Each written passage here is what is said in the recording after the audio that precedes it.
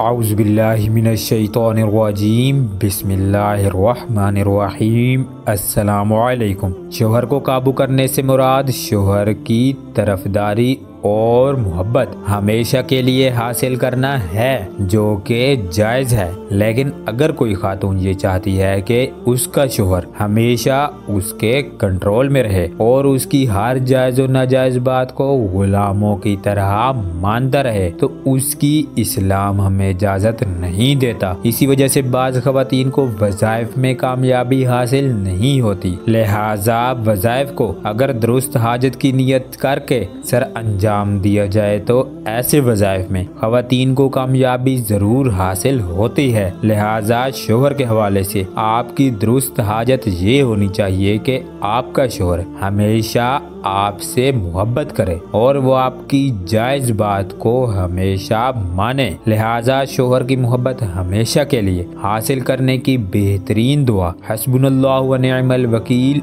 और इस्म आज़म या मुमिन है। और इस वीडियो में हम आपको हस्बुनल्लाहु व निअमल वकील का ऐसा वजीफा बता रहे हैं जिसकी बरकत से आप 7 दिन में अपने शोहर की मोहब्बत हमेशा के लिए हासिल कर सकती हैं। याद रहे कि अगर किसी खातून के लिए हस्बुनल्लाहु व निअमल वकील और इस्म आज़म या मुमिन का रूहानी फैज़ जारी हो जाए तो उस खातून को उसके शोहर की मोहब्बत हमेशा के लिए हासिल हो जाती है। इसके अलावा हस्बुनल्लाहु व निअमल वकील और इस्म आज़म या मुमिन की बरकत से शादीशुदा बहनों को शोहर और ससुराल की जानिब से कभी परेशानी का सामना नहीं करना पड़ता। लिहाजा शोहर की मोहब्बत हासिल करने के लिए आप इशा की नमाज के बाद अव्वल व आखिर 10-10 मरतबा दुरूद इब्राहिमी विर्द करें और दरमियान में आप 700 मरतबा हस्बुनल्लाहु व निअमल वकील और 313 मरतबा इस्म आज़म या मुमिन का